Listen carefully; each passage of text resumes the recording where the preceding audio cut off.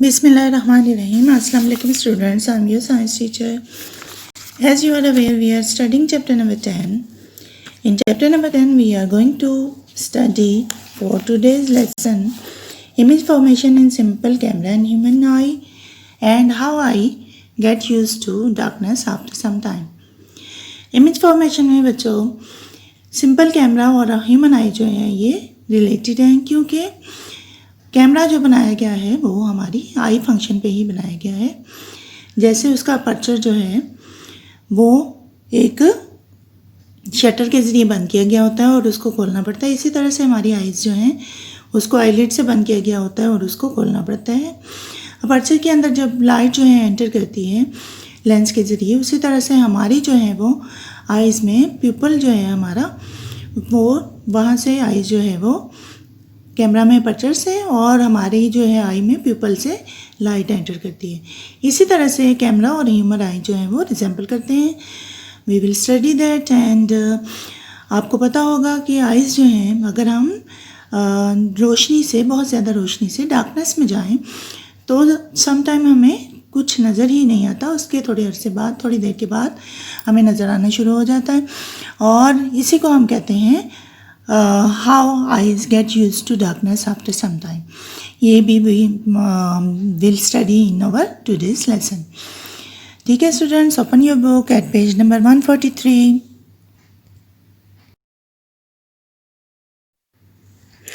At page number 143, students, image formation in simple camera and human eye.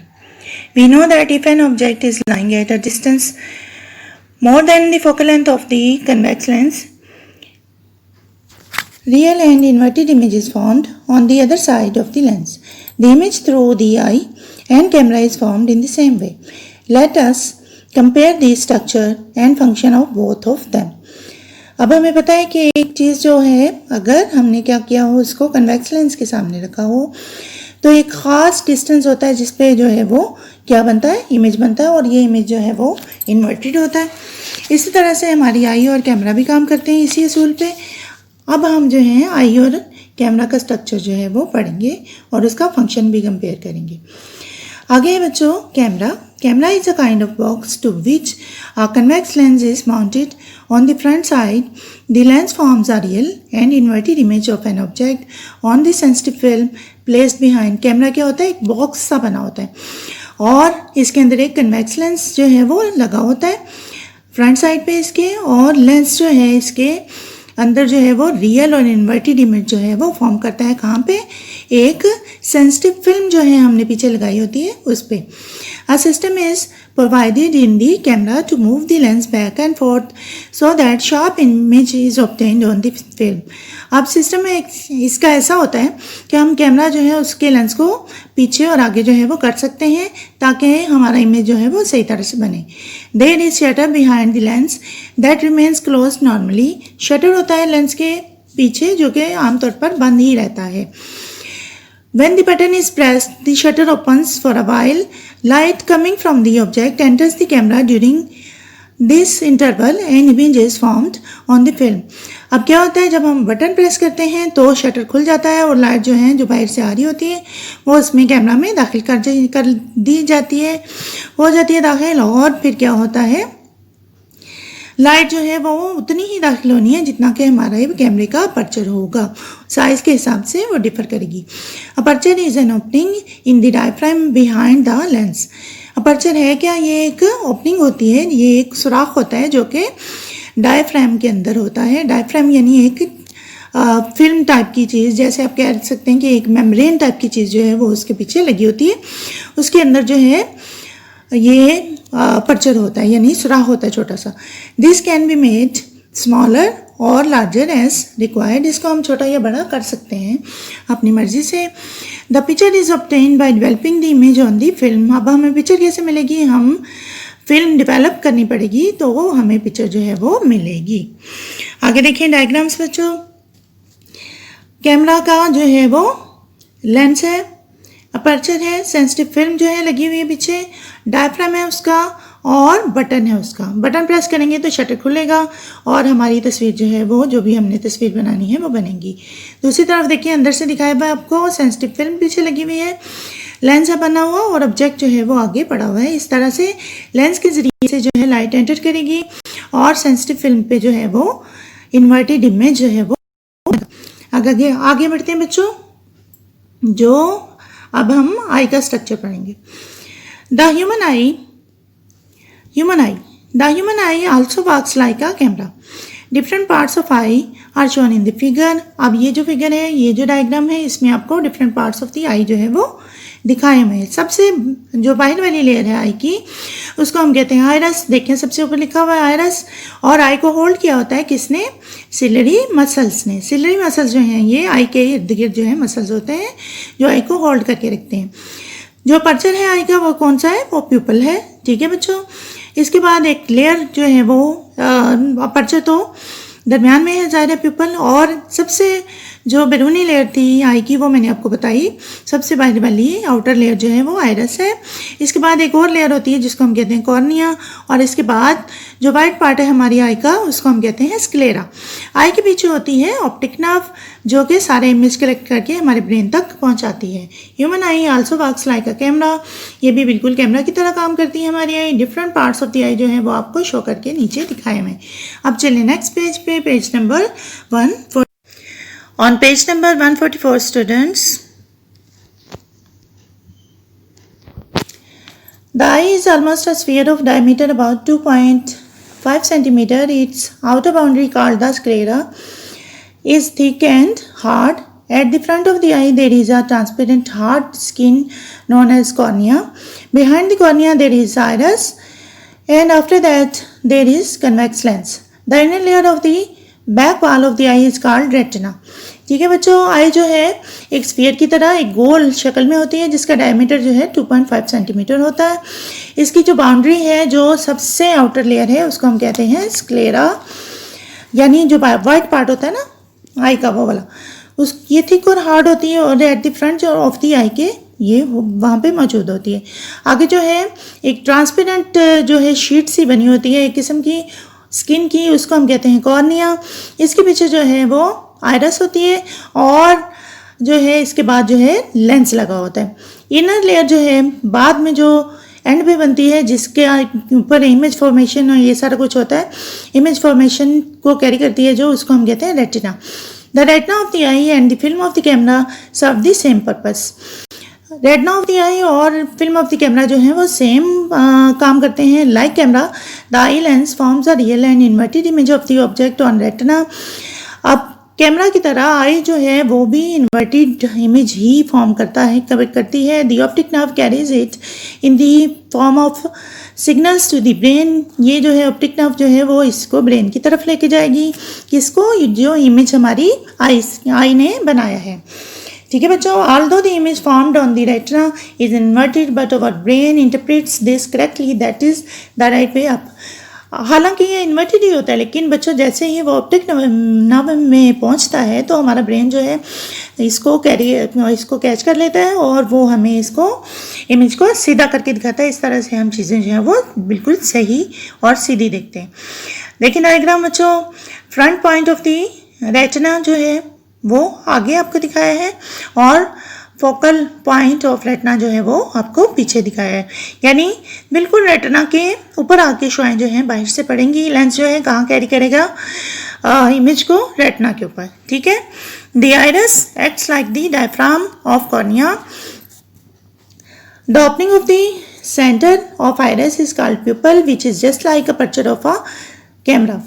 अब iris जो है ये diaphragm की तरह काम करता है, जैसे डायफ्राम जो है कैमरा का काम करता है उसी तरह से आयरस काम करता है।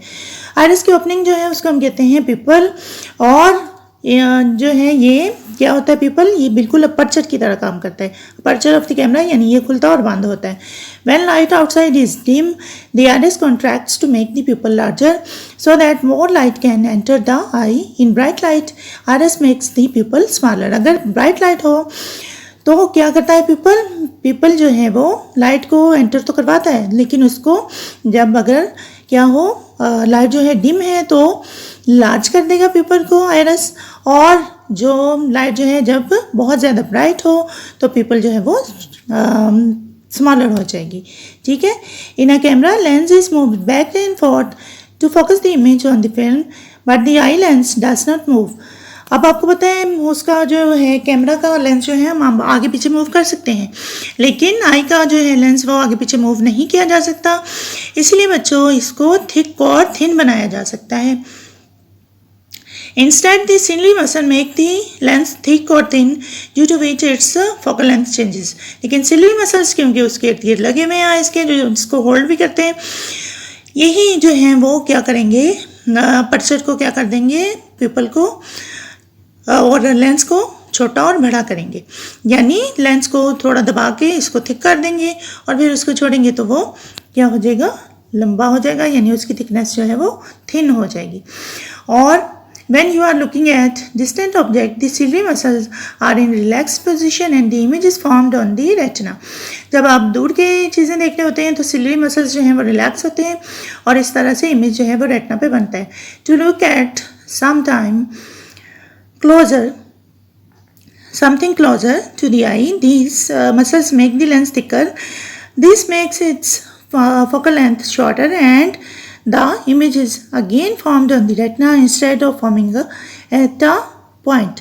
अब जो है अगर नज़दीक की चीज़ें देखनी है तो क्या होगा, जो लेंस है उसको थिक बना दिया जाएगा और इस तरह से उसकी जो है फोकल लेंथ कम हो जाएगी। आपको मैंने पीछे भी पढ़ाया था, जब लेंस थिक हो जाता है तो उसकी फोकल लेंथ जो है वो कम हो जाती है और इस तरह से जो है इमेज जो है वो नज़दीक बनता है। ठीक है, इस तरह से हमारी आई जो है वो काम करती है। आगे बढ़ते हैं बच्चों। How eye get used to darkness after some time. When we enter into a dimly lit room from the bright sunshine, at first we cannot see things clearly, but after some time our eyes adjust to see in darkness. This is because the retina of the eye contains two types of vision cells. Near the center of the retina there are cone type cells. अब जो है क्या होता है, हम जब बाहर से किसी कमरे में जाते हैं जो कि इतना ज़्यादा उसमें रोशनी नहीं आ रही, तो बाहर ज़ाहिर है हम सनशाइन से गए थे तो हमारी आंखों को आदत थी बहुत ज़्यादा लाइट की। जब हम अंदर जाते हैं तो लाइट कम हो जाती है, तो क्या होता है कुछ देर के लिए हमें ऐसा लगता है कि हमें नज़र ही नहीं आ रहा। फिर क्या होता है थोड़ी देर बाद हमें वो कुछ नज़र आना शुरू हो जाता है सब कुछ। असल में क्या होता है, रेटिना जो है दो तरह के सेल से मिलकर बना है। एक सेल होते हैं बच्चों रेटिना के करीब जिसको हम कहते हैं cone cells. These cells are active in bright light only and can perceive colors vision. On also on the outside of the retina are rod type cells which are active in dim light and only perceive objects in black and white. अब ये जो हमने पढ़े कौन से cone cells, ये हमें colours दिखाते हैं और लाइट की ब्राइटनेस को जो है वो कंट्रोल करते हैं, ब्राइट और डिम चीज़ें हमें दिखाते हैं। और जो दूसरे सेल्स हैं उनको हम कहते हैं रॉड टाइप सेल्स, और ये जो है डिम लाइट में हमें ब्लैक एंड इमेज जो है हमारी आई में फॉर्म करते हैं। ये दोनों मिल के जो है वो इमेज हमें कलर दिखाते हैं। ठीक है बच्चों। When suddenly we move from bright light to dark area, cone cells become deactivated. जब हम क्या करते हैं अचानक से हम ब्राइट लाइट से डार्क एरिया में चले जाएं तो कौन सेल्स जो हैं वो डीएक्टिवेट हो जाते हैं, यानी वो काम करना छोड़ देते हैं। We will move on to page number 145 now. On page number 145 बच्चों, rods do not immediately become activated, thus we feel difficulty in seeing for some time.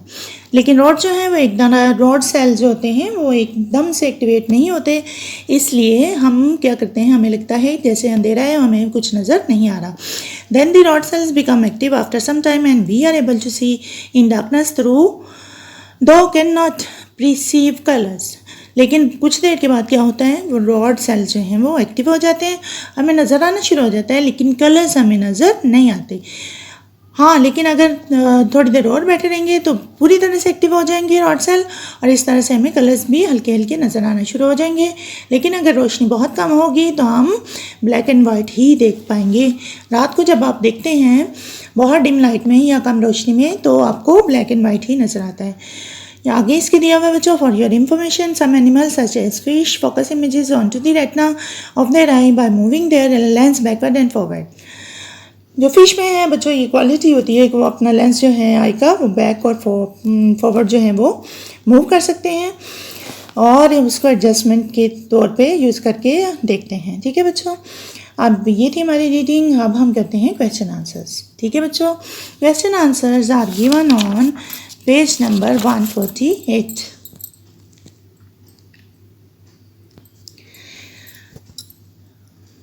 मैंने आपको स्टूडेंट्स क्वेश्चन नंबर 1, 2, 3, 4 एंड 5 जो शॉर्ट क्वेश्चंस हैं, question number 10.2 give short answers ये करवा दिए थे। आज हम करेंगे क्वेश्चन नंबर 6, 7 एंड 8। तो करना शुरू करते हैं। Upon what factors, question number 6, does the amount of light entering in a camera depend. Upon what factor does the amount of the light entering in a camera depends? Answer है इसका, the amount of light entering in a camera depends upon the size of the aperture। किस पे depend करता है ये light entrance? Aperture के size पे depend करती है। ठीक है स्टूडेंट्स, अगला क्वेश्चन है, how long our eyes take to acquire dark adaptation at its maximum. Dark में हम कितनी देर बाद जो है अच्छी तरह से देख सकते हैं। Eyes typically takes between 20 and 30 minutes to reach its maximum. Eyes जो है वो हमारी कितनी देर में अडेप्ट करती है? 20 से 30 मिनट्स तक एट इट्स मैक्सिमम। इसको पूरी तरह से देखने में मदद मिलती है इतने मिनट्स में, depending on the intensity of light exposure in the previous surroundings. This phenomena is known as dark adaptation. अब जो है हमारी आई को 20 से 30 मिनट्स में बिल्कुल सही नज़र आना शुरू हो जाता है कम लाइट में, और ये डिपेंड किस पे करता है कि हमने पीछे से जब हम आए हैं तो इसमें कितनी लाइट आ रही, बहुत ज़्यादा लाइट थी या कम लाइट थी।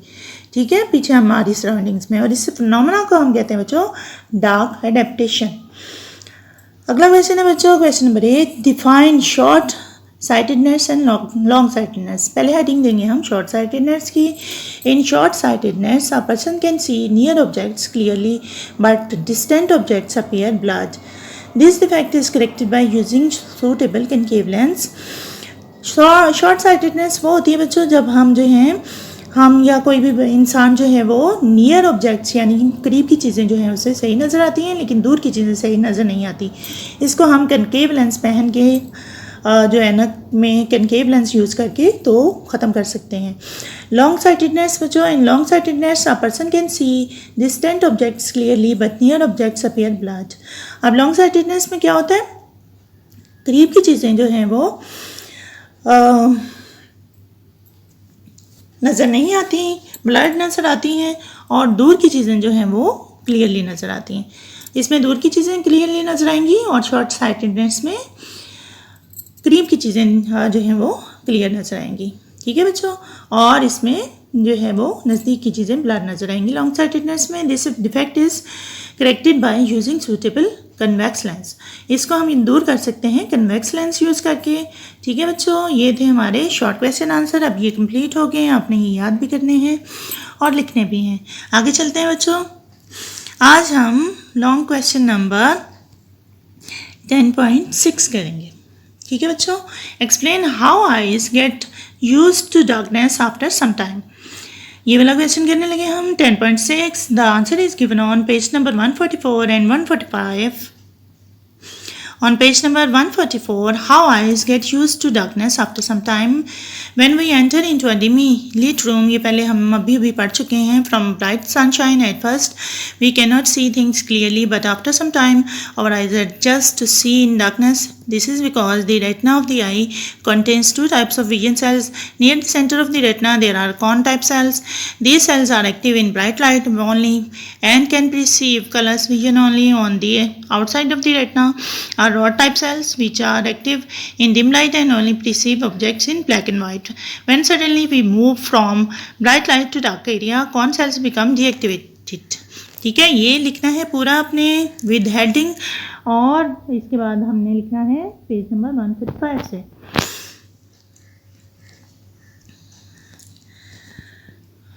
But rods do not immediately become activated, thus we feel difficulty in seeing for some time. Then the rod cells become active after some time and we are able to see darkness though cannot perceive colors. ठीक है बच्चों, this was the answer. Page number 144 पे last पे दिया हुआ है paragraph वो वाला, और 145 पे फ्रंट पे दिया हुआ है पैराग्राफ वो आपने बिल्कुल ऊपर दिया हुआ है, वो आपने इसका आंसर जो है कंप्लीट करके लिखना है विद हेडिंग. ठीक है बच्चों, ये था हमारा आज का लेसन. अब हम इसको, अब आपने क्या करना है, इसको आपने लिखना है कॉपीज़ पे भी और याद भी करना है, और जितना मैंने पढ़ाया है साथ साथ याद करते जाना है. ठीक है बच्चों, ओके, अल्लाह हाफिज़.